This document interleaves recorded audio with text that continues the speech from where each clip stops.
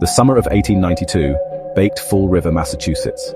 A thick, oppressive heat clung to the town. This was the Borden house, a place of simmering resentments. Andrew Borden lived there with his wife Abby and daughters, Emma and Lizzie. Emma was away. Lizzie was not. On August 4th, the breaking began. Abby Borden was upstairs making a bed. Death came for her there. An axe, they said later. 19 times the coroner counted. The room became a slaughterhouse. Blood painted the floorboards. Abby lay there face down. Andrew Borden returned home unaware. He spoke to Lizzie and went to rest. The killer moved with purpose. The weapon rose and fell. 10 or 11 blows this time. His face was unrecognizable, reduced to a heap of flesh. Lizzie claimed she found him. Bridget Sullivan, the maid, was outside. She heard Lizzie call and came inside. 2 bodies, savagely murdered. The police were summoned. They walked into a charnel house. The heat, the flies, the stench of death. And in the midst of it all, Lizzie Borden. Calm, too calm, some would say. The whispers started almost immediately. Could she have done this? This quiet, church-going woman? The scene before them was undeniable. Lizzie's behavior in the aftermath was peculiar. She seemed detached. Her stories shifted. One moment she was in the barn, the next eating pears in the loft. Her accounts were riddled with inconsistencies. The police began to focus on her. There were no signs of forced entry. Nothing of value appeared to be stolen. The horror seemed contained within the family. The townspeople watched and whispered. Lizzie, the spinster daughter, suddenly the central figure in a terrifying drama. The investigation lumbered forward. Forensics were rudimentary. They looked for bloodstains and a weapon.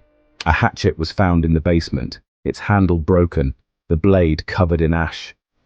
Yet no blood was found on Lizzie's clothes from that morning. How could someone commit such frenzied attacks and emerge spotless? Unless, of course, they had time to change. Then came the story of the dress. Lizzie was seen burning a dress in the kitchen stove. It seemed suspicious, like destroying evidence. On August 11th, Lizzie Borden was arrested. The trial of Lizzie Borden began in June 1893. It was a media sensation. Newspapers across the country screamed headlines. Reporters flocked to New Bedford. They painted Lizzie as a monster or a tragic victim. The courtroom was packed every day. Spectators craned their necks to see her. Lizzie herself sat stoically, dressed in black. The prosecution laid out its case. It was built on circumstance. They presented the hatchet found in the basement. They pointed to Lizzie's inconsistent statements, her attempt to buy poison and the burning of the dress. They tried to establish a motive, but the lack of direct physical evidence was a gaping hole in their narrative. Lizzie's defense team attacked the prosecution's case. They emphasized the lack of blood on Lizzie's clothes. They brought forth witnesses who testified to Lizzie's good character. They suggested an unknown intruder. They skillfully created reasonable doubt. After 13 days of testimony, the case went to the jury. The nation held its breath. The 12 men deliberated for just over an hour. Then they returned. The foreman read the verdict. Not guilty. Lizzie Borden was acquitted. But the acquittal did not mean innocence in the eyes of many. She would live the rest of her life under a cloud of suspicion. Lizzie Borden returned to Fall River. She and her sister Emma inherited their father's considerable fortune. They bought a grand house in a fashionable part of town. Lizzie named it Maplecroft. But the shadow of the murders followed her. She was ostracized by Fall River society.